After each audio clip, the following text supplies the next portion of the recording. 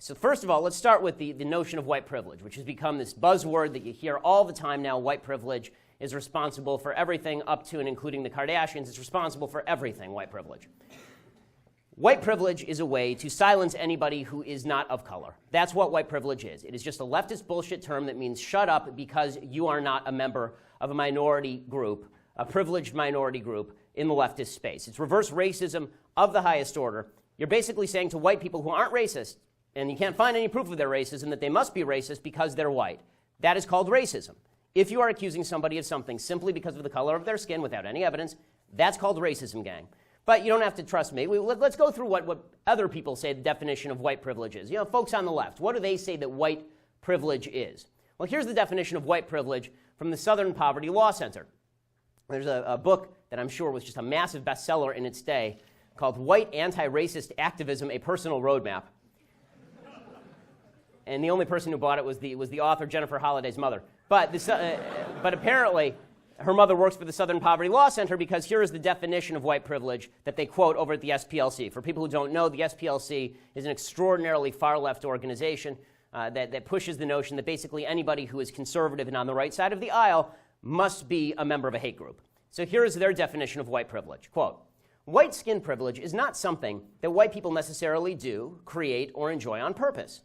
Unlike the more overt individual and institutional manifestations of racism, white skin privilege is a transparent preference for whiteness that saturates our society. White skin privilege serves several functions. First, it provides white people with perks that we do not earn and that people of color do not enjoy. Second, it creates real advantages for us. White people are immune to a lot of challenges. And finally, white privilege shapes the world in which we live, the way we navigate and interact with one another and with the world. Okay, when my daughter spits up, she's 22 months old. When she spits up, it sounds like this. So let's talk about the perks.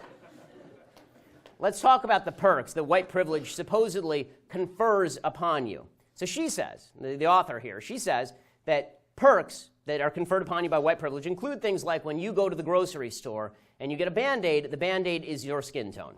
Seriously, is what she says. Right? For those who live in the real world, this is also called the free market because most of the people in the country happen to have a lighter shade of skin. And if you want to sell more Band-Aids, then you are going to market to the group of people who buy more Band-Aids. But no, this is white skin privilege. Another example she uses is she says that if you go to a hotel, that the hotel shampoo works better with your hair if you're white than if you're black. I don't know how she scientifically tested this, but in any case, this is, again, if this is as far as white skin privilege goes, I can tell you nobody should use hotel shampoo because it's gross. And then she talks about the real advantages that are conferred upon you by white skin privileges. So what are those advantages? And this is where we really get to the meat of the matter. She says those advantages include skin color, quote, not working against me in terms of how people perceive my financial responsibility, style of dress, public speaking skills, or job performance, as well as people not assuming I got where I am professionally because of my race, and store security personnel or law enforcement officers do not harass me, pull me over, or follow me because of my race. So this is the argument, that America is a deeply racist country that is imbued with this white skin privilege, and that if you are black, you can never overcome this white skin privilege because you live in a deeply racist system that has been created by Western civilization, a Western civilization founded on racism, sexism, and bigotry. So, before I want to go through all of these specifics because I think it's important for people to actually assess whether these things are true in the United States at current. And I don't care about, let me put one thing first. I don't care about your feelings. Like, just be perfectly clear, I care nothing about your feelings.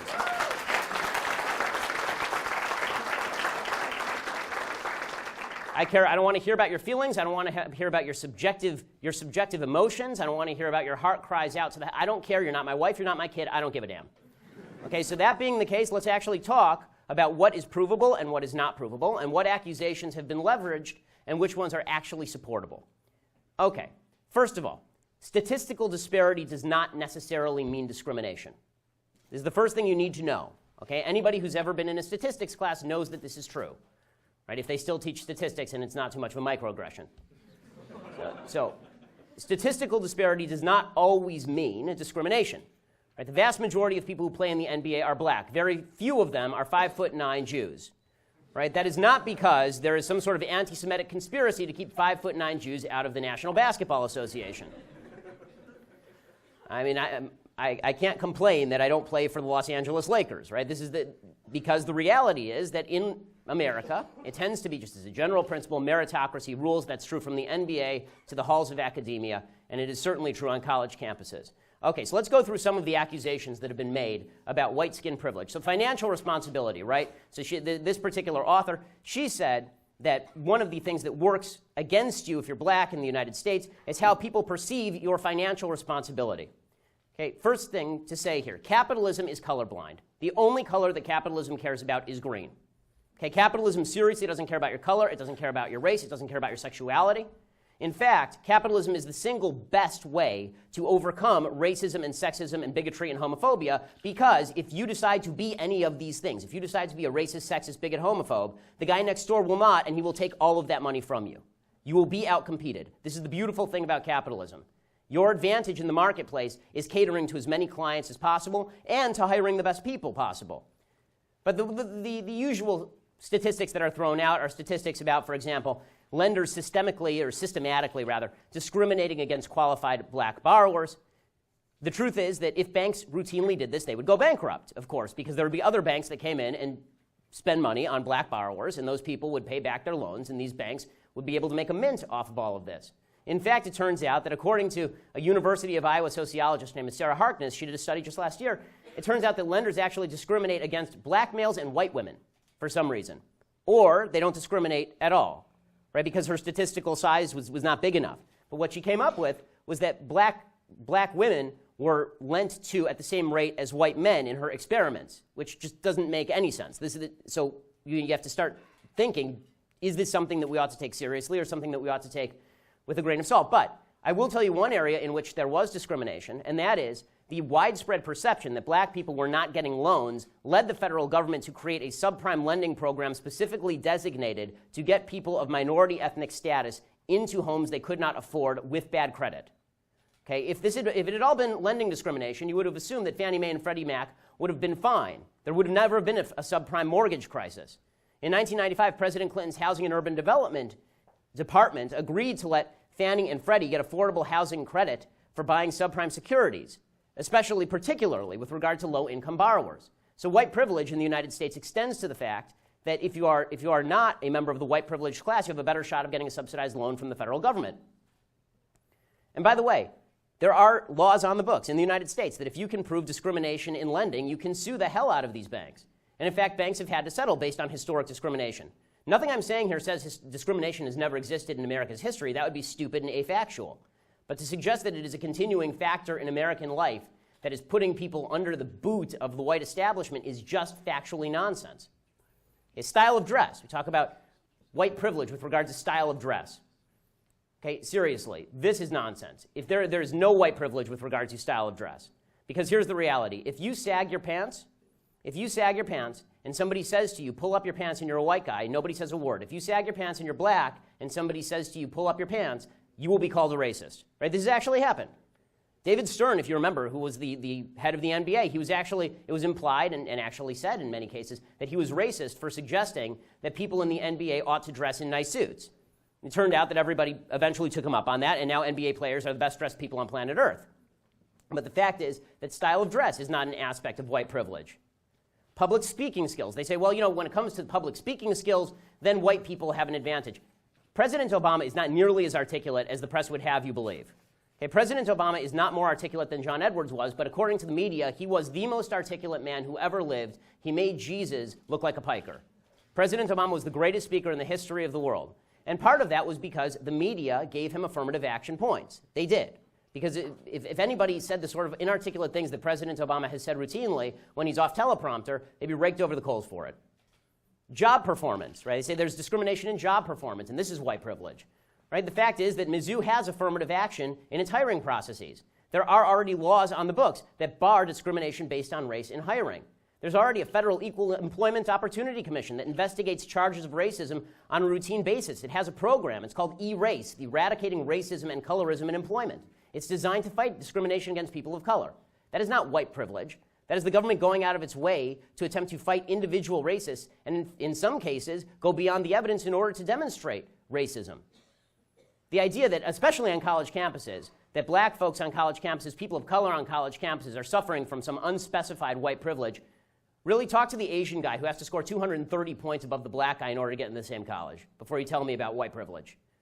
Okay, the fact is that affirmative action programs across the country, de facto and not de facto and in law as well, all of these programs are specifically created in order to get ethnic minority students with lower SAT scores into the building.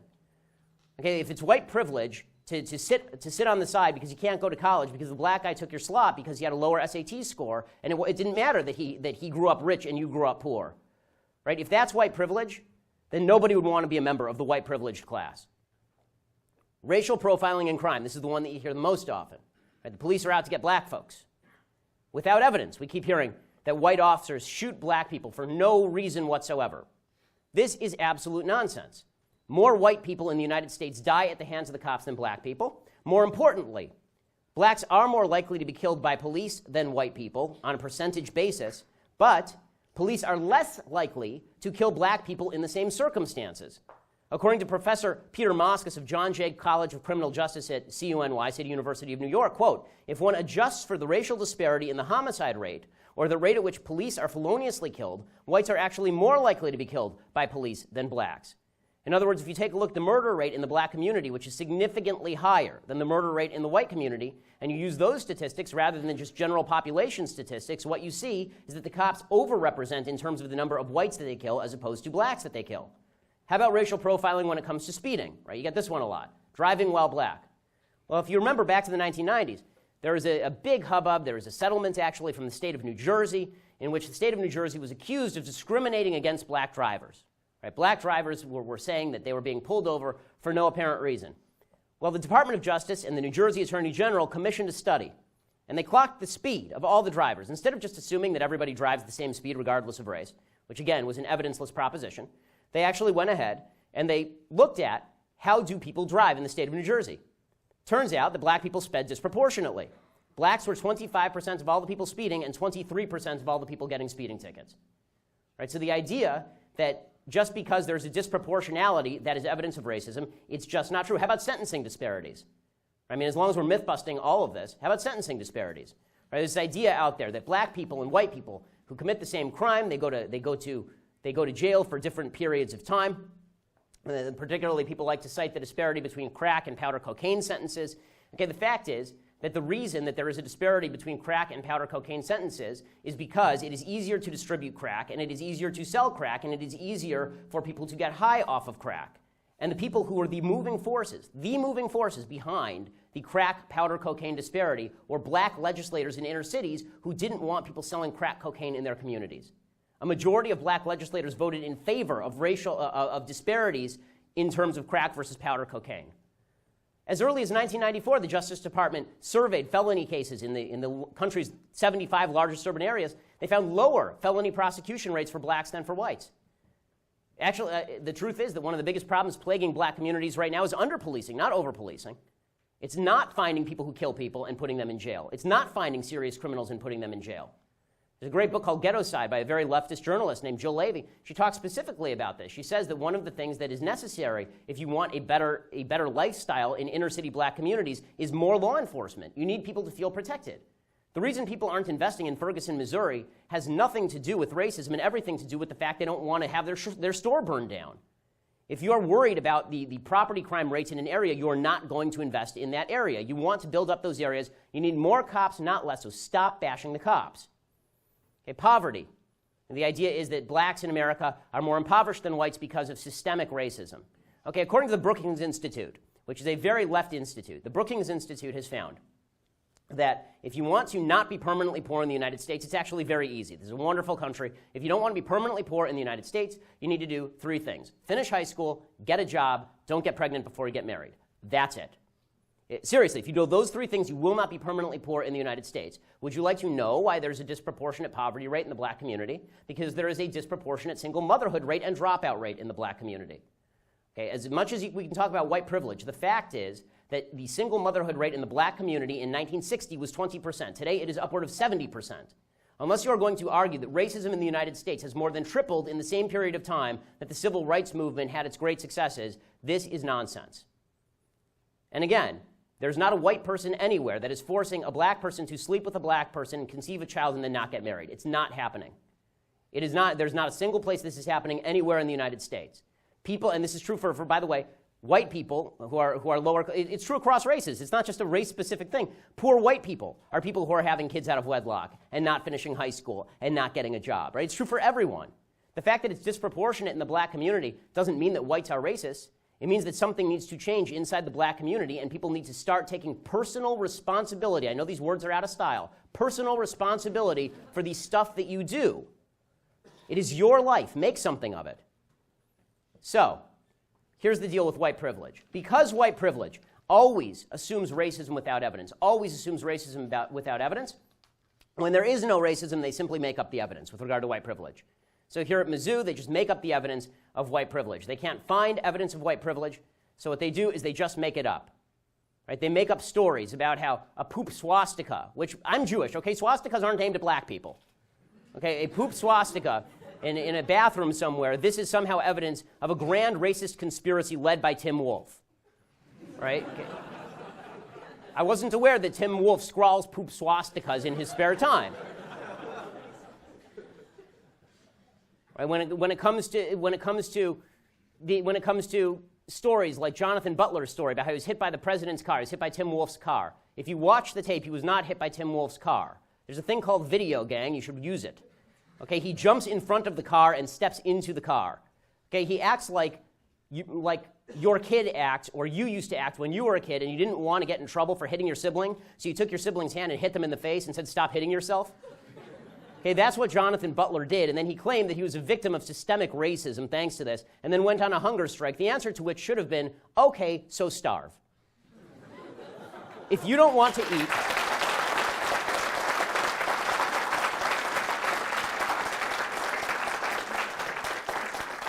It's a free country, gang, and if you don't want to eat, it's your own damn problem. Okay, they make up evidence with regard to things like Michael Brown. Okay, we're still hearing that. We heard that here on this campus, that this whole big movement here sprang from what happened in Ferguson. Never have I ever heard a better example of how bullshit in one place turns into bullshit in another place. Okay, Michael Brown was a bullshit story from the absolute beginning to the absolute end. Eric Holder's racist Department of Justice found that the shooting of Michael Brown was entirely justified. St. Michael of the gentle giantedness was a thug, he was a criminal, he strong-arm robbed a convenience store, he punched a cop, he tried to grab the cop's gun, the gun went off, he then tried to charge the cop according to the testimony of black witnesses in Ferguson. That is why the grand jury did not go forward. So, but again, if you believe in white privilege and you can't find the evidence, then you just make up the evidence. It's really convenient. This is also true, by the way, with regard to the grand crusade that surrounded St. Trayvon of the Blessed Hoodie. Right? The fact is that Trayvon Martin was sitting on top of George Zimmerman by witness testimony and physical evidence, sitting on top of him, banging his head into the ground, breaking his nose, and then George Zimmerman shot him. Okay, it's all there. It was all there when they did the trial. But it turned into another instance of racist white Hispanic people, right? Because George Zimmerman was actually Hispanic, but he is the first white Hispanic in history, just like Barack Obama is our first white black president because he was half black and half white. George Zimmerman turned into a white Hispanic, the only one that has ever been. He's like he's an endangered species wandering the plains. When you make up your own evidence, and when you don't have the evidence to back what you're saying, then we end up in this bizarre space, this bizarre space where your own subjective truth is what truly matters. Right? What we hear is, well, I may not have the evidence to back it up. I may not have filed a police report. Right? I may not really know that the KKK is wandering around on Mizzou's campus. Right? I may not know it. I don't know, but I feel it deep in my bones. I feel like they're reenacting. Deep in my bones, they're truly and absolutely reenacting Birth of a Nation out there on the quad. That's what they're doing. And it doesn't have to be the truth. It just has to be my truth. It's just my truth. Okay, folks, there's another name for your truth, and it's bullshit. Okay? The fact is that there is something called truth, and there is something called not truth. Okay? There is no such thing as your truth. If it is your truth and you have no evidence to back it up, it is not the truth, it is your feelings. And as I already said, going back 10 minutes, I don't care about your feelings. Your feelings are unimportant. To mature people, the subjective feelings of others are only important if you're married to them. Okay, facts don't care about your feelings. So, Now the left collapses to all of this because the left on campus, the administrators, they collapse to all of this because they're on the side of a lot of these protesters when it comes to tearing down basic truths about Western civilization. Western civilization to a lot of these administrators who cave to all of this. There's only two explanations. One is that they're cowards, and the other is that they're on the side of the people who are protesting. Cowardice is definitely a plausible explanation for a lot of these folks because they're not used to being assaulted this way on a rhetorical level. But there is also a good argument to be made that a lot of these college administrators are people who side with this leftist agenda, this world-changing agenda. These were all the people who protested in the 60s and took over the buildings, and now their grandchildren are eating them. And so they're siding with the protesters because they feel like they're part of the movement because every revolution ends up eating the fathers of the revolution. And so this is just the next logical step in the evolution. And the foundations of the country, are bad, and they agree Western civilization is a net bad, and because Western civilization is a net bad, anything that tears down basic principles, including free speech, including innocence until proven guilty, until basic standards of evidence and fact, including objective truth, all of these things must be torn down. And if the students are willing to do it, then we're willing to help.